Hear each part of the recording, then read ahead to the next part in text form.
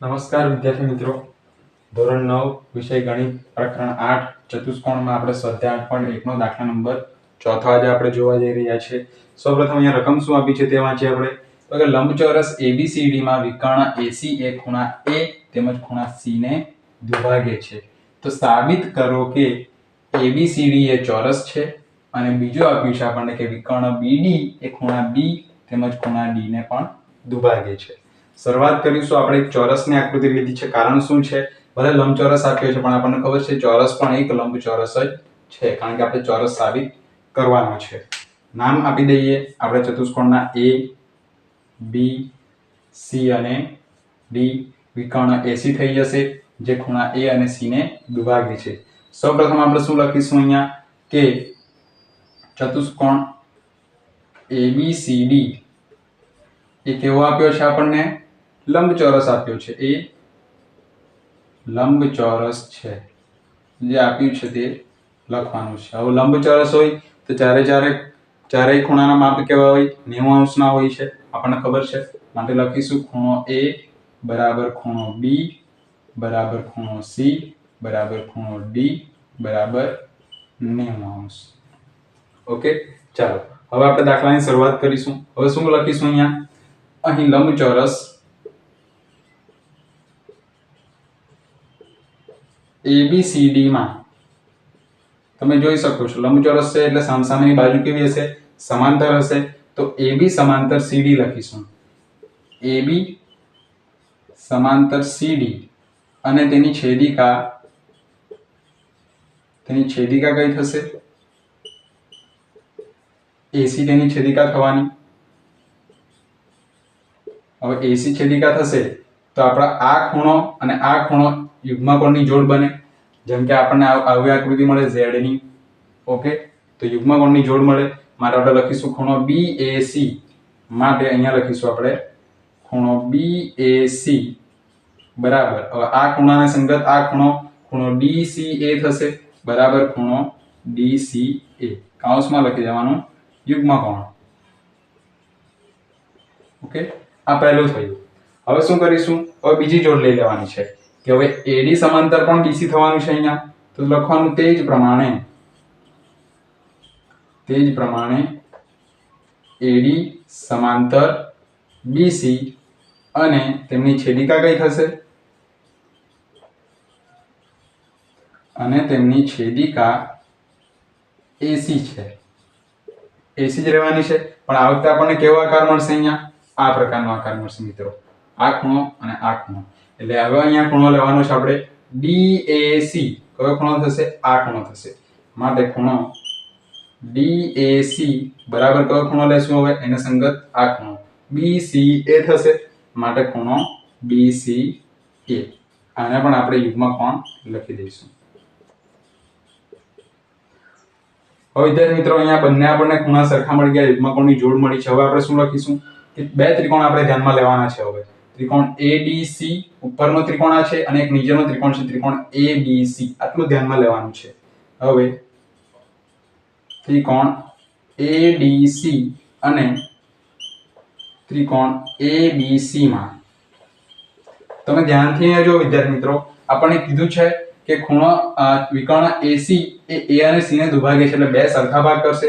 આપણે પહેલા એ સાબિત કર્યું આના દ્વારા કે આ ખૂણો અને આ ખૂણો સરખો છે, આ ખૂણો અને આ ખૂણો સરખો છે, દ્વિભાગે છે તો આ બંને ખૂણા પણ સરખા થવાના, આ બંને ખૂણા પણ સરખા જ થવાના। માટે આપણે લખી શકીએ કે ત્રિકોણ ADC માં DCA ખૂણો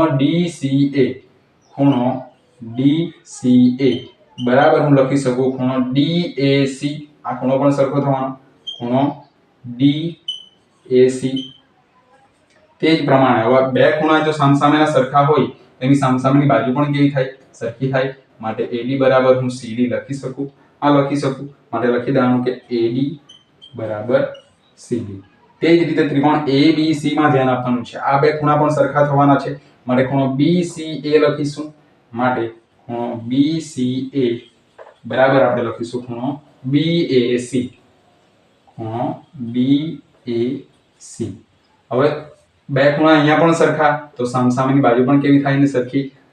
સાતમા ચેપ્ટરમાં આપણે ભણી ગયા છે સમાન ખૂણાની સામેની બાજુ કેવી થાય? સરખી થાય।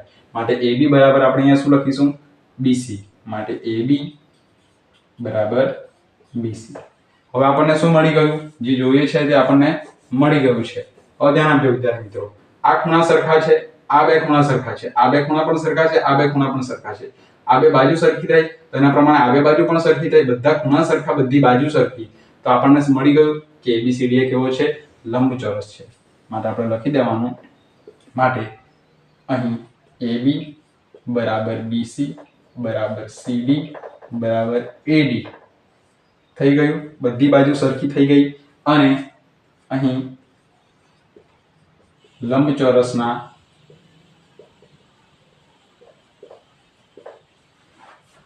બધા જ ખૂણા સમાન છે અને બધી જ બાજુ સરખી હોવાથી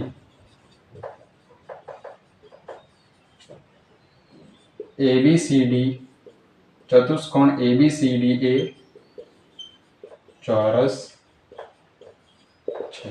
આપણો પહેલો દાખલો અહીંયા વિદ્યાર્થી મિત્રો સાબિત થાય છે. હવે બીજું શું આવ્યું છે કે વિકર્ણ BD એ ખૂણા B તેમજ ખૂણા D ને દુભાગે છે તેવું આપણે સાબિત કરવાનું છે.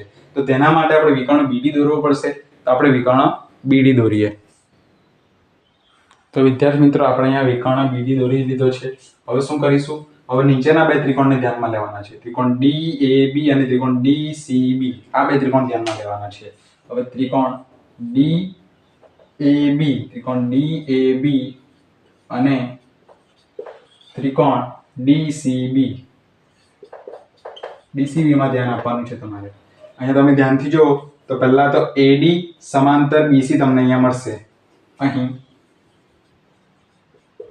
AD બરાબર પહેલા તો AD બરાબર BC કેમ AD બરાબર BC આપણે પહેલા અહીંયા જોઈ ગયા છે કે બધી બાજુ સરખી છે ઉપરાંત બંને સમાંતર પણ છે અને AD સમાંતર BC તેમની છેદિકા